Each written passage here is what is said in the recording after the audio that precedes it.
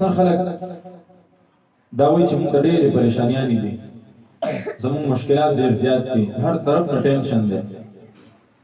نو د دغسې خلکو دپاره دغه واقعات چې کوم زه تاسو ته بیانوم دا په غور سره واورئ. درود شریف چې د دې څومره فضایل دي او دې سره الله رب العزت دا مشکلات پریشانیانې څنګه ختموي. یو واقعه ده چې یو یهودي او مسلمان د خپلو کې ګاونډیانو، دغه مسلمان چې و د خپل یهودي ګاونډي سره به ډېر ښه تعلق ساتلو، ډېر ښه سلوک به یې ورسره کولو، ځکه اسلام دا حکم ورکوي چې د خپل ګاونډي سره به ښه سلوک کوي. هر ځای کې تاسو چې حدیث مبارک ګورئ، نبی کریم صلی الله علیه وسلم ځای په ځای فرمایلی دي چې المسلم من سلم المسلمون من لسانه و یده. دا حدیث تاسو ویلی دی. مسلمان هغه نه دی چې د هغه د لاس او د ژبې د تکلیف نه بل مسلمان په امن کې نه وي. مسلمان هغه دی چې د هغه د لاس نه هم بل مسلمان په امن کې وي، د هغه د ژبې نه بل مسلمان په امن کې وي. نو اسلام هر ځای کې دا حکم ورکوي دغه رنګې دغه مسلمان هم په د خپل یهودي ګاونډي سره ډېر ښه تعلق ساتلو، ډېره ښه رویه به یې ورسره کوله. دغې مسلمان کې یو خاصیت و، دا مسلمان به چې چا سره میلاو شو، د ده عادت جوړ شوی و، ده به ورته دا خبره کوله چې په نبي کریم صلی الله علیه وسلم باندې درود شریف ویلو سره ټول مسائل، ټول پریشانیان او ټول ټینشنونه ختمیږي. دا د مسلمان عادت و، دا خبره به د مسلمان کوله. مثال دی به چېرته لاړو یا ده ته به څوک راغلل، نو که ده سره به هغه میلمه 10 منټه ناست و، 20 منټه به ناست و، 15 منټه به ناست و، ده به په دغه 10 15 20 منټو کې به ده ته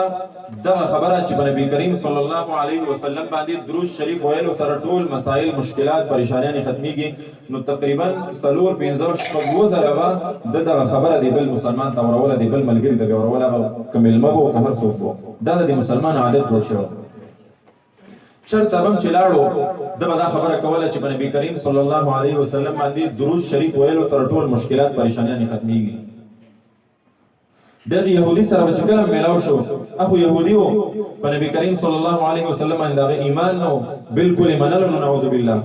خو دا مسلمان دی د خپل عادت نه دومره مجبوره و، دی به چې کله لاړو دغه یهودي سره به ملاقات کېدو، نو ورته به شروع شو چې په نبی کریم صلی الله علیه وسلم باندې د درود شریف ویلو سره الله رب العزت ټول مشکلات، پریشانیانې، ټینشنونه دا ټول ختموي. دا خبره په یهودي ډېره بده لګېده، خو په ښکاره به څه نه شو ویلی، ځکه د دې مسلمان سره ګاونډیتوب و او د مسلمان به د یهودي سره ډېر ښه رویه او ډېر ښه سلوک کولو. د دغې په بنیاد د یهودي به د مسلمان ته څه نه شو ویلی. خو دا یهودي د دې مسلمان د دې خبرې نه ډېر زیات تنګ راغلی، انتهایي تنګ و، او دا لار به یې لټوله چې کله به چې دې مسلمان نه زه دا خبره هېره کړم، او د دې مسلمان چې کوم په دې درود شریف باندې د ایمان جوړ شوی دی، کومه عقیده یې جوړه شوې ده، کله به چې دغه عقیده او دغه ایمان د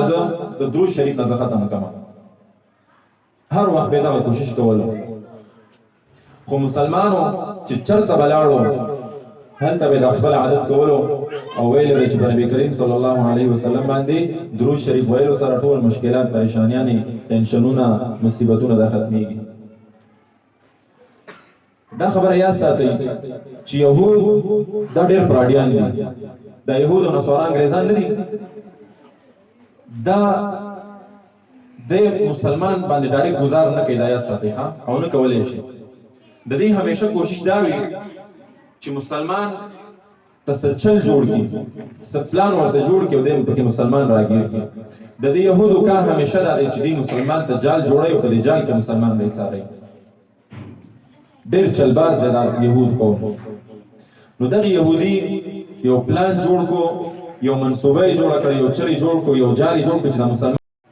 د خپل چل مطابق یو ورځ داسې راغله چې دی لاړو او زرګر ته لاړو. زرګر ته وویلې چې ته به داسې کار وکړې، ته به یو ګوتمه جوړه کړې، کوم خلک چې دا په لاس کوي دا ګوتمه، یو ګوتمه به جوړه کړي، خو داسې اعلی ګوتمه به جوړه کړي چې تر نن ورځې نه یو زرګر جوړه کړې وي او نه تا جوړه کړې وي. څومره مال حال او پیسې چې پرې راځي دا به زه تاله درکړم، خو چې قیمت یې داسې وي چې د تر نن ورځې چا نه جوړه کړې. هغې زرګر ورته وویل ډېره ښه ده دا ګوتمه به زه جوړه کړم. دغه ګوتمه چې کله تیاره شوه دې زرګر نه راواغسته او ډېر غټ قیمت یې ورکړو دغې زرګر ته. دې چل ته یې ګورئ، د یهودو د نصاراو د چل او د منصوبې ته تاسو سوچ کوئ. دغه یهودي دغه ګوتمه راواغستله او لاړو مسلمان ته، ګېډې ورته ووهله. مسلمان نور چې څنګه راووتو او ورته مخې سره شروع شو، ورته نبي کریم صلی الله علیه وسلم باندې درود شریف ویلو سره ټول مشکلات پریشانان یې الله ختموي. د یهودي دا خبره واورېده او ورته وویل ذهن کې اوس زړه کې دا لګیا دی د یهودي چې انشاءالله ډېر زر دی، انشاءالله خو نه وایي، خو دی ځان سره وویلې چې ډېر زر دی چې دا خبره به زه تا نه هېره کړم. بس چې ډېره دې ویله نن نه پس به زه تا نه دا خبره هېروم. دغه یهودي د مسلمان دې تپوس وکړو چې ای زما ګاونډي ته څنګه راغلی، خیر شه، جوړ په خیر چې وشو. دا یهودي ورته وایي چې زه چېرته ځم په سفر روان یم، خو ما سره کور کې یو ډېره قیمتي ګوتمه ده، ډېر اعلی قیمت دی او په تا باندې زما اعتماد دی. زه غواړم چې دغه ګوتمه تا سره امانت کېږدم او زه راشم د دې سفر نه راواپس شم نو بیا یې ما ته راکړي. مسلمان ورته وایي ډېره ښه خبره ده، بېغمه شه، خپل امانت ماله راکړه، چې سفر نه راشي زه به تا خپل امانت واپس کړم. یهودي دغه ګوتمه ورکړه، مسلمان یوړه کور کې یو ځای کې محفوظ ځای کې کېښودله چې دا یهودي واپس راشي دله زه دا خپل امانت حواله کړم. خو یهودي دا سوراخ ولګولو چې مسلمان دا ګوتمه په کم ځای کې کېښودله، دا اندازه یې ولګوله. یهودي چې کله د مسلمان نه واپس شو، سفر مفر نه و، خو بس هسې دا خپل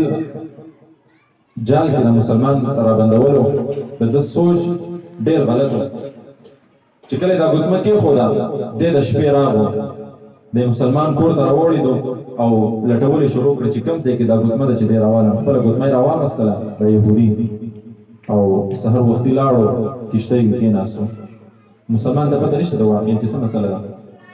مسلمان په زړه کې صفا و. دغه یهودي دغه ګوتمه واپس خپله ګوتمه د مسلمان سره چې کوم امانت ایښی و هغې راپټه کړه او لاړو په کښتۍ کې کېناستو. کله چې د سمندر منځ ته ورسېدو نو دا ګوتمه یې راوویستله او د سمندر منځ ته یې وغورځوله چې کوم ژور ځای. بس هغې نه پس روان شو په خپل سفر باندې. چې په سفر باندې روان شو واپس راغلو، چې واپس راغلو نو د مسلمان کور طرف ته را روان شو او ډېر زیات خوشحاله دی چې دا مسلمان به زه نن شرموم، دی به زه رسوا کوم، ځکه چې ما ده ته ډېره قیمتي ګوتمه ورکړې وه چې دا ځان سره امانت کېده. خبره پوهېږئ که نه چې دا ځان سره امانت کېده چې زه راشم دا به ما ته واپس راکړي. اوس چې زه ورشم ګوتمه خو ما واپس راپټه کړې ده، دا خو ما سمندر ته غورځولې ده، خو زه به اوس واپس ورشم دی به ما ته وایي چې ګوتمه، زه به ورته وایم چې ګوتمه راکړه، دی به ما ته وایي چې ګوتمه نشته دی، نو زه به دی په دې کلي کې وشرموم. زه به ورته ووایم چې هر ټایم لګېم چې د درود شریف خبرې کوي، نن هغه ما نه قیمتي او اعلی ګوتمه پټه کړې ده، ما ورسره امانت ایښی او ده راسره خیانت وکړو. سوچ یې دا و چې دا مسلمان زه وشرموم، په دې کلي کې دی زه رسوا کړم. خو قرآن کې الله فرمایي وتعز من تشاء وتذل من تشاء. الله وایي زه چې چاته عزت ورکړم هغه څوک بې عزته کړي، او زه چې چاته ذلت ورکړم بیا څوک دي چې هغه ته عزت ورکړي. دغه مسلمان ته الله عزت ورکړو د دغه درود شریف د وجې نه، درود شریف سره محبت ساتلو. دغه یهودي را روان شو، مسلمان ته یې ګېټ ووهلو. مسلمان چې کله راووتو ورسره میلاو شو، ډوډ په خیر یې ورسره وکړو. د یهودي ورته ډارېک وایي تا ته چې ما کومه ګوتمه په امانت کې درکړې وه ما ته خپله ګوتمه راکړه. دا مسلمان ورته وایي ګوتمه اسانه ده، خپل امانت به تا ته زه حواله کړم، خو تا سفر کړی دی، ډېر لرې نه راغلی په سفر باندې، ته راځه اول کښېنه څه خوراک څښاک وکړو بیا به تا ته زه خپل امانت درکړم او ځې به. دا یهودي ورته وایي ډېره ښه ده، کور دې دننه کو کښېنولو. دا مسلمان ورته وایي چې ته دلته کښېنه، زه نن سهار تللی وم د درود، ته راځه کښېنه دلته، ما د درود شریف د برکت د وجې نه زه نن سهار وتی وم او سمندر طرف ته تللی وم، هلته د درود شریف د وجې نه الله رب العزت ما ته ما ښکار وکړو، ما ته الله ډېر غټ ماهي راکړو او هغه ماهي زه راوړم کور ته مې راوړی دی، هغه به تاله زه پوخ کړم، هغه به وخورې، هغې نه پس به خپل امانت واخلې او ځې به. دا یهودي ځان سره وایي چې امانت کم دی، خو ما ځان سره جیب کې اچولی او ما خو سمندر منځ ته غورځولی دی، تا به زه نن رسوا کوم، دې زړه کې لګیا دی مسلمان ته. اوس مسلمان راغو کور ته رادننه شو، یهودي بار کېنولی دی. مسلمان خپلې بیبي ته وایي چې ته لاړه شه، زما مېلمه و، زمونږ ګاونډي راغلی دی، ما چې سحر کم مهیر اوړی دی هغه پاک کو پوخي کو راوړه چې وی خورو موږ مسلمان راغی يهودي سره کې ناستو دې کې لږ ساعت تیر شو دغه چې کومه خزه او بیبي وا هغه ورپسې आवाज وکړو چغې واله چې تراشه دې چې کله ورغو خدای دوی چې څه چل دی او ورته وی چې سړیا تا چې نن سحر کم مهیر اوړی دی په هغه کې هغه ګوتمه هغه په خېټه کې وروته کومه ګوتمه چې موږ ته يهودي راکړو چې دا سره امانت کېده دغه مسلمان د خلینا ډایرک وتل چې د درود شریف د وجه نه الله رب العزت ټول مشکلات مصیبتونه غمونه دردونه دا ختمي دا مسلمان د خپل بیبي ته وایي چې ما ته نور علم نشته دی خو ته ورشه چې دا ګوتمه کوم ځای کې ایښې وه ته هغه وګوره چې هلته شته که نه دغه بیبي راغله هغه ځای ټول وکتلو ورته وایي ګوتمه خو هلته نشته دی مسلمان ورته وایي زه چې نشته نه دی خو چې اوس د دې مسلمان د دې یهودي امانت مونږ ته واپس میلاو شو چې دلته ورکړو دغه مسلمان یو طرف ته ځان سره خوراک راغستی دی راوړو خوراک یې ورته پېښ کړو چې دا وخوره بل طرف ته خوراک چې وشو یهودي ورته وایي زما امانت مسلمان د خپل امانت ورته راوویستو او داسې ورته ونیو مسلمان چې امانت داسې ورته ونیو یهودي ورته وکتل د یهودي رنګ بدل شو رنگ بدل شو رنگ په ولګېدو د يهودي د خلین आवाज نوځي مسلمان ورته د امانت دیواله يهودي ډېر زیات حیران شو يهودي ورته وایي چې دا څنګه کوم ځای نه تاسو سره راغله او ورته وایي چې نور زم نه خبر هو په نبی کریم صلی الله علیه وسلم باندې درود شریف ویلو سره الله ټول مشکلات مصیبتونه پریشانیاں ختمي دغه يهودي په جړا شو ډېر زیات یو جړل جړانه بس مسلمان دې تاسو کې چې ای زما ګوانډي ته ولې جاړل هغه ورته ټوله قصه وکړه چې ما هو تاسو سره داسې چل کولو او شو داسې مسلمان ورته ځل بیا وایي چې نبی کریم صلی الله علیه وسلم باندې درود شریف ویلو سره الله ټول مشکلات پریشانیاں مصیبتونه دا ختمي دغه يهودي او مسلمان دواړه په جړا شو دغه يهودي ورته وایي چې واقعي ستاسو دین ستاسو ایمان ستاسو رسول ستاسو عقیده دا بالکل حق ده او زر ماته د غسل ځای وښایه چې زه غسل وکړم غسل یې وکړو راغو مسلمان ته وایي ماته کلمه ووایه مسلمان ورته وایي اشهد ان لا اله الا الله واشهد ان محمدا رسول الله مسلمان هم جاړي یهودي هم جاړي نو معلومه شو چې په درود شریف کې الله رب العزت څومره فضایل او څومره یو